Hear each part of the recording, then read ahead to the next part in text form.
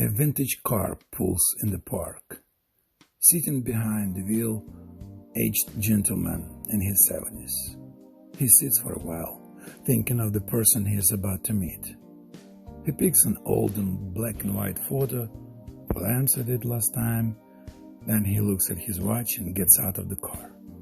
Slowly walking through the park, he finds a bench and sits on it, looking around searching for someone. A few other people walk by. He is unsure how to present himself or how to make an impression. Should he be proud?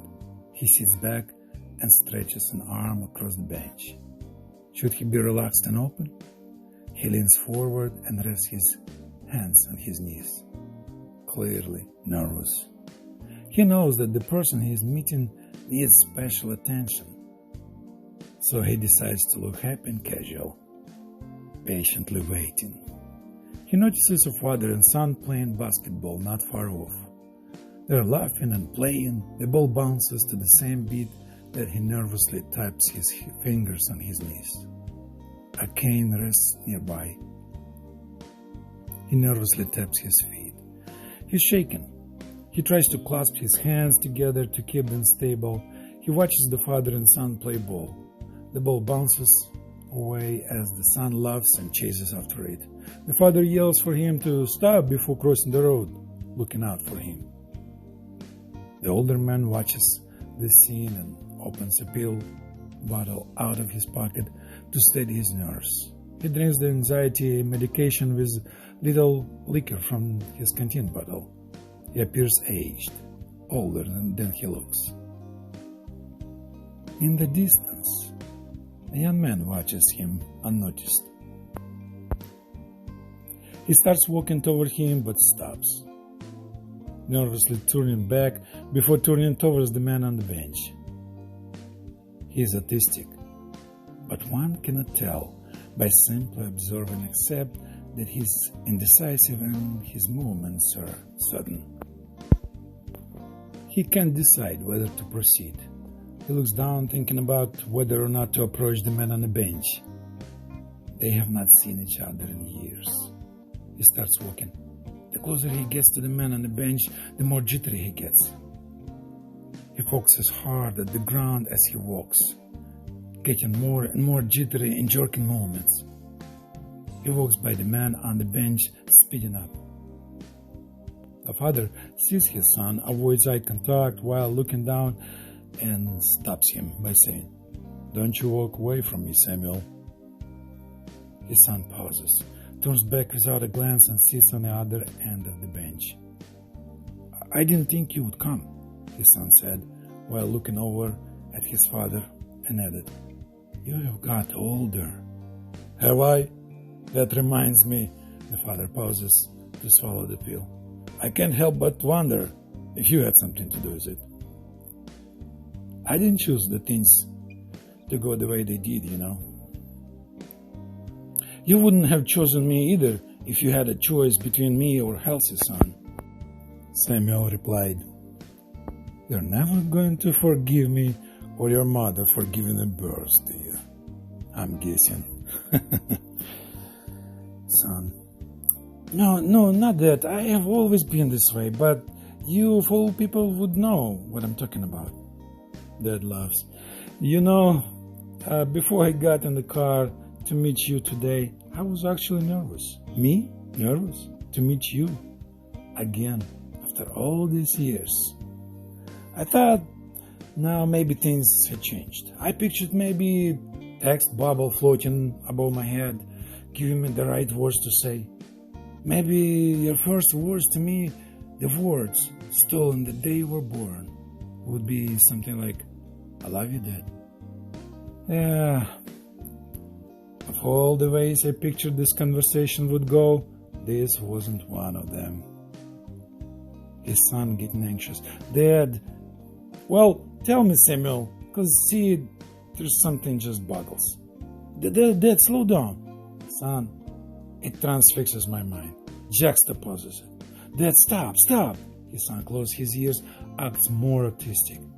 "You see, kid, I spent thousands of dollars on doctors, speech therapists.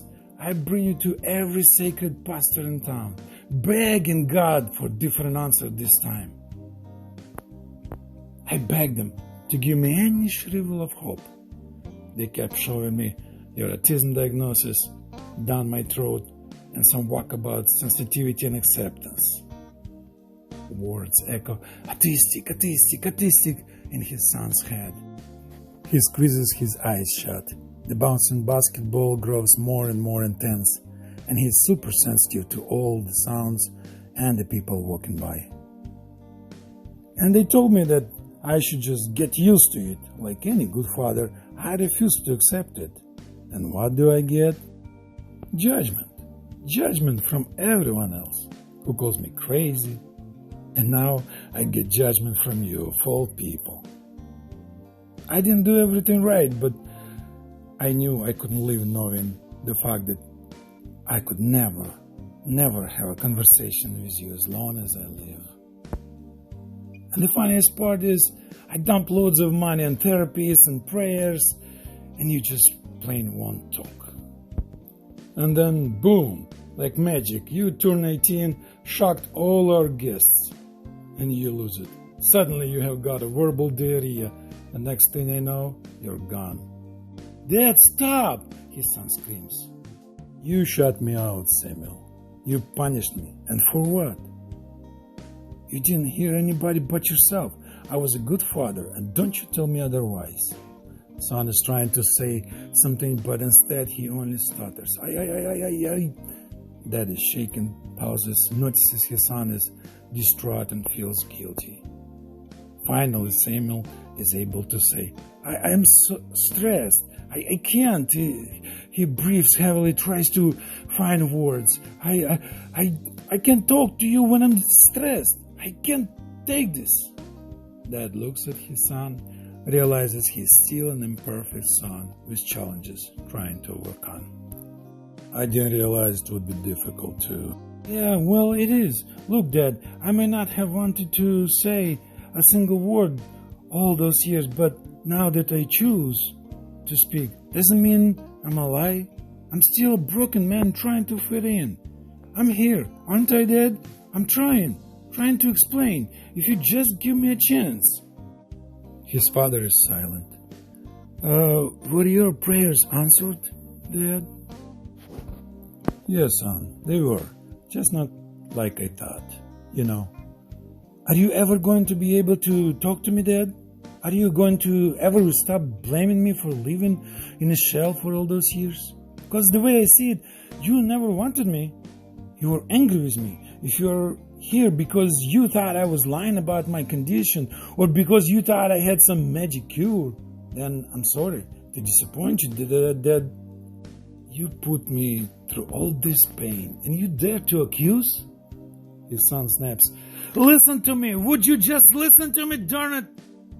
Dad is shocked by son's outburst, is uncomfortable but listens. I may be autistic, but I was smart enough to know all those years that if I talked, I would have to face your anger and meet your expectations of perfection. I knew this would happen. I knew you would be disappointed when you wouldn't be able to hold in your anger. I can see it in your face now, all your disappointment, and you dare to be angry with me? As if words would do anything but make things worse. I left because finally I couldn't take it anymore, and if I did speak, if I mustered every ounce of strength to sacrifice one word to you, I knew that I would have to face your regret and your hatred for the way I was born. Do you have any idea what you did to me, saying all those words to Mom, screaming at God in your prayers? It's funny, the things people say behind your back when they give up hope on you. Think I didn't know this whole time that if you could have had a second normal son, you would have replaced me in a heartbeat. You think I didn't damn well know that? But now Samuel's father is angry, gets up and puts his head on, turns to leave. Forget it. I promised your mother I wouldn't lose my cool, and that's how I'm going to leave it. Don't forget to visit your mother. She spent the last 5 years watching the front door, waiting for you. So, you're just going to leave, Dad? Just like that? He stands up and grabs his hair in frustration, rocking left and right. Son, there ain't going to be nothing different between us, except we are two men with big tempers, and this time you have got a big mouth and your words aren't tasty. Dad walks away. His son fights ego, bites his lip and resists, but finally yells after Dad, saying, "I'm sorry!" Father freezes where he is. "I don't know what you want from me, Dad, but I'm here. I'm sorry for everything, for the way I am. I'm sorry for talking. I'm sorry for not talking. I'm sorry for not knowing what to say. Just sorry." The son breaks down close to tears. Dad turns around and walks towards him. "Let me tell you a story, son. My father was a good man. We never lacked for anything, but he wasn't my friend. If this was him and if I was you, he wouldn't be after. He didn't chase after nobody. That man, he wasn't my friend. He was a good man, but he wasn't my friend. This, you see here, me, I didn't get here because of him. I get here with an iron fist and clenched jaw, kicking and screaming my way to the top. With nobody telling me I could do it. Nobody telling me I could do better. It was my own voice over my shoulder telling me I could do it. So you can imagine when you were born how I felt when I realized that you and me, we could have what he and I never had. And maybe if you can wrap your head around that, you can imagine how I felt when they told me you were diagnosed with autism. And I realized that maybe, just maybe, things would be different this time. Maybe God was giving me a chance to be a voice behind your ear, an encourager and fighter, someone who would fight for you. Somehow, out of all the jumble, you took it to understand that I just wouldn't accept you, that I was oblivious to reality. Everyone else thought I had lost it too, that I was oblivious to reality, but that's all right, because I was doing it for you, not knowing that it would be the very thing that would push you away from me. When you were born, it was like a dream come true. I held you in my hands, and I watched as the dream shattered to pieces, and glass shards bloodied my hands as I looked down to find you broken. That day, the day that they told us, I don't remember anything. I remember staring at my hands, my ears throbbing something loud. When I looked again, there was no blood in my hands. I thought I was losing my mind. I thought it would be better if I was the one losing my mind and not you. If I could just take it away. I pressed you to my chest, holding on tight, vowing I would fix you, that I would fix you. When I gave you to your mother, your swaddle was covered with blood. That was when I realized my heart was bleeding. The more I fought for you, the more you fought against me. Now I'm an old man, alone, and you have grown, my son. You have grown into a handsome young man, and I am so proud of you, my son. Mel walks towards his dad, tries to put arms around him and give a hug, but he's awkward. Dad stands there, not accepting or encouraging, waiting. He hinges over in his own tears. The son is too autistic to understand pain. He's confused and frustrated. Dad, why are you like that? Dad, why are you? Why do you have to be... Stand up, straight up, Dad. I don't know how to fix you. His son tries to stand up, Father, back up, as Father drops to the floor, leaning against the bench and looks up in the sky. The day we're broken, son, so was I. You can't fix me. I was a fool, an old fool, for thinking, for hoping that this could be different. Dad, I broke you. I broke you. Son walks away backwards after shaking the father. Please, Dad, come back. Not realizing his father is emotional and didn't go anywhere. He just for the first time shows emotion. My son, my son. Samuel gathers up courage for words and say, I need you. What? What did you say, son? I came here because I need you. You were a great father. Now I need a great friend. The ball, which has been accelerating all this entire time, bounces out of control, rolls down the hill, and stops at father's feet. He doesn't reach towards it. He's emotionally drained, and only can say, how come we could never be like that father and son? Son picks up the ball as strangers stare in the distance. We can, Dad, right? Look, you always said that. Remember how you always said? You told me never to give up. Father stands up, pauses, pulls the son in for a hug, and calms him down. You know what I never got to do with my dead son?